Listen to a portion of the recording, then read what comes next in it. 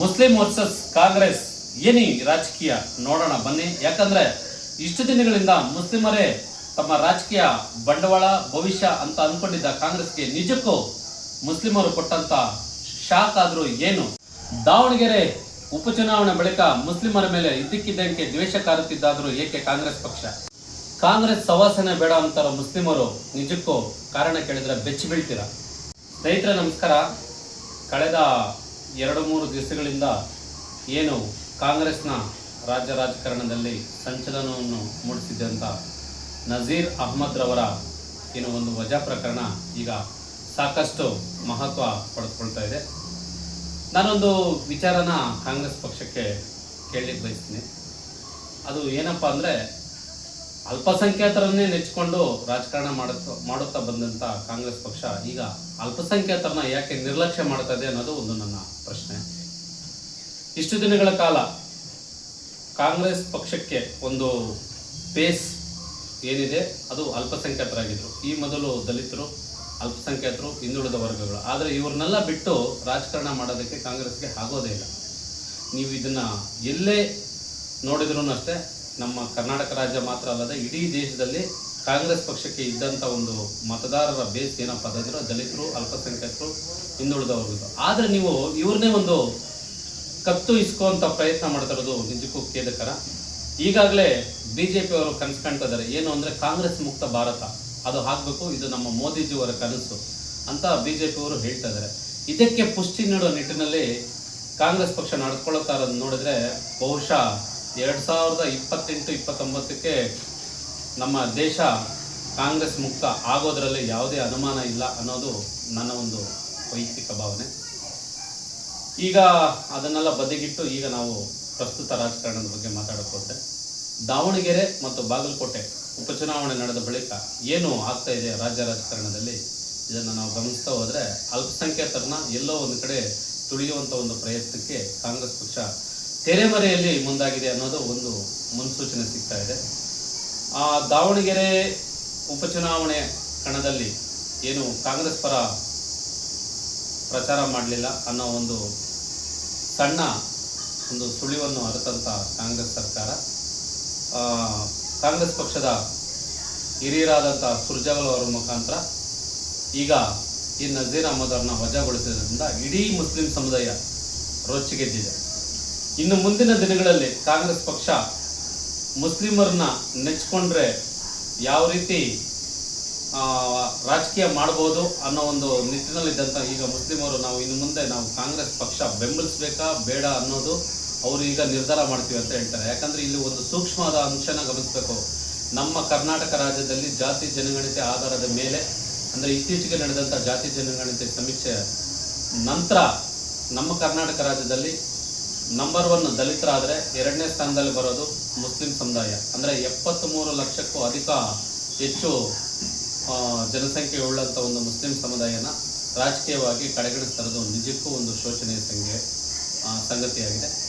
ಅಂಕಿಅಂಶಗಳ ಪ್ರಕಾರ ಏನು 224 ವಿಧಾನಸಭಾ ಕ್ಷೇತ್ರಗಳಲ್ಲಿ ಕನಿಷ್ಠ ಪಕ್ಷ ಮುಸ್ಲಿಮರ ಜನಸಂಖ್ಯೆ ಅಂದರೆ ಶಾಸಕರು ಸ್ಥಾನ ಎಷ್ಟಿರಬೇಕಾಗಿತ್ತಂದ್ರೆ 20ರಿಂದ 50ವರೆಗೂ ಗರಿಷ್ಠ ಸ್ಥಾನಗಳಿರಬೇಕಾಯಿತು. ಆದರೆ ಇಲ್ಲಿರೋದು ಬಂದು ಕೇವಲ 10 ಜನ ಮಾತ್ರ.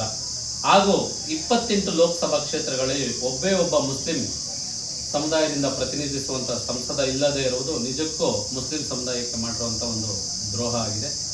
ಇಲ್ಲಿ ಇದನ್ನೆಲ್ಲ ಒಂದು ಅನಾಲಿಸಿಸ್ ಅಂದ್ರೆ ನಾವು ಅಂಕಿಅಂಶಗಳನ್ನ ಗಮನಿಸಿ ಒಂದು ತರ್ಜುಮೆ ಮಾಡಿ ನೋಡಿದಾಗ ಎಲ್ಲೋ ಒಂದು ಕಡೆ ಮುಸ್ಲಿಮರು ರಾಜಕೀಯವಾಗಿ ಸಾಕಷ್ಟು ಹಿನ್ನಡೆಯನ್ನ ಅನುಭವಿಸ್ತಾ ಇದ್ದಾರೆ ಅಂತ ಹೇಳ್ಬೋದು. ಒಂದೇ ಪಕ್ಷಕ್ಕೆ ಗಟ್ಟಿ ಬಿದ್ದಂತ ಮುಸ್ಲಿಂ ಸಮುದಾಯ ಈಗ ನಿಧಾನವಾಗಿ ಎಚ್ಚೆತ್ತುಕೊಳ್ತಾ ಇದೆ. ಸ್ನೇಹಿತರಲ್ಲಿ ಒಂದು ಅಂಶನ ನಾವು ಗಮನಿಸೋಣ. ಏನಪ್ಪಾ ಅಂದ್ರೆ ಅದು ಕೋಲಾರ ವಿಧಾನಸಭಾ ಕ್ಷೇತ್ರದಲ್ಲಿ ಈ ಬಾರಿ ಇನ್ನೇನು ತಮ್ಮ ಪ್ರತಿಸ್ಪರ್ಧಿ JDS ಅಭ್ಯರ್ಥಿ ಗೆದ್ದೇ ಬಿಟ್ಟಿದ್ದಾರೆ. 2ನೇ ಸ್ಥಾನಕ್ಕೆ ವರದರು ಪ್ರಕಾಶ್ ಅವರಿದ್ರು, 3ನೇ ಸ್ಥಾನದಲ್ಲಿ ಕಾಂಗ್ರೆಸ್ ಇದೆ ಅಂತ ಒಂದು ಊಹಾಪೋಹಗಳು ಎಲ್ಲಾನು ಸಾಕಷ್ಟು ಅಂದ್ರೆ ಭಾರಿ ನಿರೀಕ್ಷೆಗಳನ್ನ ಇಟ್ಕೊಂಡಿದ್ರು. ಈ ಬಾರಿ CM ಶ್ರೀನಾಥ್ ಅವರು ಗೆಲ್ಲೋದು ಖಚಿತ. ಜೊತೆಗೆ ವರ್ತೂರ್ ಪ್ರಕಾಶ್ ಅವರು 2ನೇ ಸ್ಥಾನಕ್ಕೆ ಬರ್ತಾರೆ, 3ನೇ ಸ್ಥಾನಕ್ಕೆ ಕೊತ್ತೂರು ಮಂಜು ಅವರು ಹೋಗ್ತಾರೆ ಅಂತಿದ್ರು. ಆದರೆ ಇಲ್ಲಾಗಿದೆ ಲೆಕ್ಕಾಚಾರ ಉಲ್ಟಾ. ಗ್ರಾಮೀಣ ಭಾಗದಲ್ಲಿ JDS ಪಕ್ಷಕ್ಕೆ ಸಾಕಷ್ಟು ಬೆಂಬಲ ನೀಡಿತ್ತು. ವರ್ತೂರ್ ಪ್ರಕಾಶ್ ಅವರಕ್ಕೂ ಸಹ ಬೆಂಬಲ ನೀಡಲಾಗಿತ್ತು. ಆದರೆ ಕೊತ್ತೂರು ಮಂಜುನಾಥ್ ರವರು ಅಂದರೆ ಏನೀಗ ಶಾಸಕರಾಗಿದ್ದಾರಲ್ಲ, ಅವರು ಗೆದ್ದಿರೋದು ಅಲ್ಪಸಂಖ್ಯಾತರ ಮತಗಳಿಂದ ಅನ್ನೋದನ್ನ ಮರಿಬಾರ್ದು. ಹಾಗಾಗಿ ಅಲ್ಪಸಂಖ್ಯಾತರು ಕಾಂಗ್ರೆಸ್ ಪಕ್ಷನ ನೆಚ್ಚಿಕೊಂಡಿದ್ದೇ ತಪ್ಪಾಯ್ತಾ, ಇಲ್ಲ ಅಲ್ಪಸಂಖ್ಯಾತರು ಕಾಂಗ್ರೆಸ್ ಪಕ್ಷಕ್ಕೆ ಬೆಂಬಲಿಸಿದ್ದೇ ತಪ್ಪ ಅನ್ನೋ ಒಂದು ಪ್ರಶ್ನೆಗಳು ಕೂಡ ಈಗ ಮೂಡ್ತಾ ಇದೆ. ಯಾಕಂದ್ರೆ ಅಬ್ದುಲ್ ಜಬ್ಬಾರ್ ಅವ್ರನ್ನ ವಜಾ ಮಾಡ್ತಾರೆ.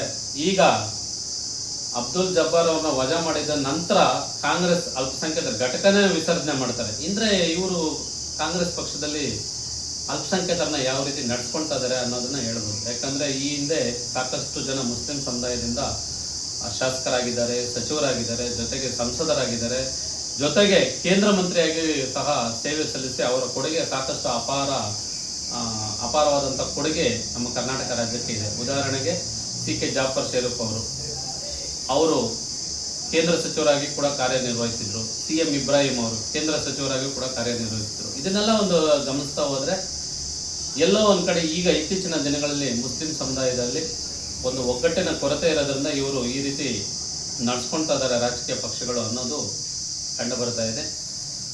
ಇನ್ನಾದ್ರೂ ಈ ಕೂಡಲೇ ಕಾಂಗ್ರೆಸ್ ಸರ್ಕಾರ ಏನು ನಜೀರ್ ಅಹಮದ್ ಅವ್ರನ್ನ ವಜಾಗೊಳಿಸೋದನ್ನ ಕೂಡಲೇ ಹಿಂಪಡೆದು ಹೋದ್ರೆ 2028ಕ್ಕೆ ನೀವು ಶತಾಯ ಗತಾಯ ಕಾಂಗ್ರೆಸ್ ಪಕ್ಷ ರಾಜ್ಯದಲ್ಲಿ ಬರೋದು ಖಚಿತ ಅಲ್ಲ. ಯಾಕಂದ್ರೆ DK ಶಿವಕುಮಾರ್ ಅವರು ಹೇಳ್ತಾರೆ, ಅವರು ಮಾತಲ್ಲಿ ಹೇಳ್ತಾರೆ, ವಿ ಆರ್ ಮೈ ಬ್ರದರ್ಸ್, ಅಂದ್ರೆ ಅಲ್ಪಸಂಖ್ಯಾತ ಸಮುದಾಯದವರು ನನ್ನ ಅಣ್ಣ ತಮ್ಮಂದರು ಇದ್ದಂಗೆ ಅಂತ ಹೇಳ್ತಿದ್ರೆ, ನೀವು ಅಣ್ಣ ತಮ್ಮಂದರಿಗೆ ಮೋಸ ಮಾಡ್ತಾ ಇದ್ದೀರಾ. ಹಾಗಾಗಿ ಸಿದ್ದರಾಮಯ್ಯನವರು ಹಂತವಾಗಿ ಅಂದ್ರೆ ಈ ಮೊದಲು ದಲಿತ ನಾಯಕರನ್ನ ಮುಗಿಸ್ತಾ ಬಂದರು ರಾಜಕೀಯವಾಗಿ, ಈಗ ಅಲ್ಪಸಂಖ್ಯಾತರ ಸರದಿಯಾಗಿದೆ. ಈಗ ಮೊನ್ನೆ ಒಂದು ನಮ್ಮ ಹಿರಿಯರಾದಂಥ ಒಂದು ದಲಿತ ಮುಖಂಡರೊಬ್ಬರು ಅಂದ್ರೆ ಹೇಳಿದ್ದಾರೆ, ಸಂದರ್ಶನದಲ್ಲಿ ಹೇಳಿದ್ದಾರೆ. ಅವ್ರೇನು ಹೇಳಿದ್ದಾರೆ, ಮಹದೇವಪ್ಪನವರೇ ಮುಂದಿನ ಸರದಿ ನಿಮ್ಮದು ಅಂತ ಅವರು ಎಚ್ಚರಿಕೆನ ನೀಡಿದ್ದಾರೆ.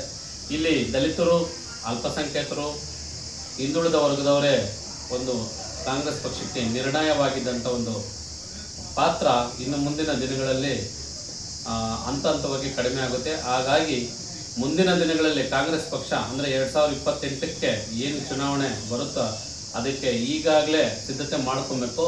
ಇಲ್ಲದೆ ಹೋದರೆ ನಿಮ್ಮ ಪಕ್ಷಕ್ಕೆ ಸಾಕಷ್ಟು ಹೊಡೆತ ಬೀಳೋದ್ರಲ್ಲಿ ಖಚಿತ. ನೀವೇನು ಹೇಳ್ತಾ ಇದ್ರೆ ಮುಂದಿನ ದಿನಗಳಲ್ಲಿ ನಾವು 150 ಸ್ಥಾನ ಗೆಲ್ತೀವಿ, ನಾವು ಕೊಟ್ಟಂತ 5 ಗ್ಯಾರಂಟಿಗಳು ಈಗಾಗಲೇ ಜನಮನ ಮುಟ್ಟಿದೆ ಅಂತ ಹೇಳ್ತಾ ಇದ್ದೀರಾ.